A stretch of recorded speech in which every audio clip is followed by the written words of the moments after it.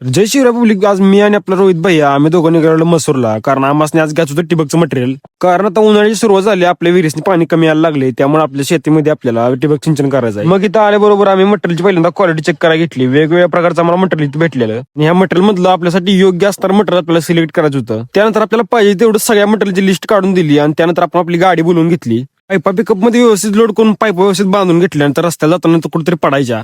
तिथनं परत जाता आपल्या मसूरच्या डेअरीपाशी थांबवली गाडी, कारण आम्हाच नाही इथली लस्सी प्यायची होती.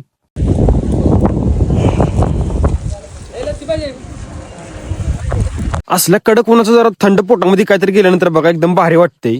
तिथनं परत मटेरियल सगळं पहिल्यांदा आपल्या घरापाशी उतरून घेतलं. त्यानंतर आपल्याला लागणाऱ्या सगळ्या पाईपा उचलल्या, बाकीचं मटेरियल घेतलं, निघालो डायरेक्ट आपल्या रानाकडे. तर ह्यो आपला ऊस आहे. ह्याच ऊसामध्ये आपल्याला आज ड्रीप इरिगेशन करायचं आहे.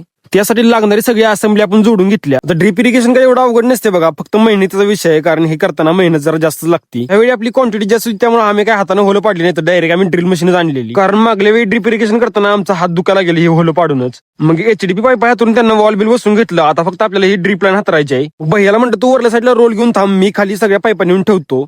मग पाईपा सगळ्या आपण अशा प्रकारे हातरून घेतल्या सगळ्या सरीतनी आणि लागलंच त्यानंतर ड्रीप सगळं चेक करून घेतलं. तर ड्रीप आपलं एकदम व्यवस्थित चालत होतं. आता आपल्याला दारी मोडचा त्रास राहणार नाही. तर भावनो, आजचा व्हिडिओ आपला इथं संपते. व्हिडिओ आवडला तर लाईक आणि चॅनल सबस्क्राईब करा विसरायचं नाही. त्याचबरोबर इंस्टाग्रामला फॉलो करून घ्या. भेटूया एका नवीन व्हिडिओमध्ये.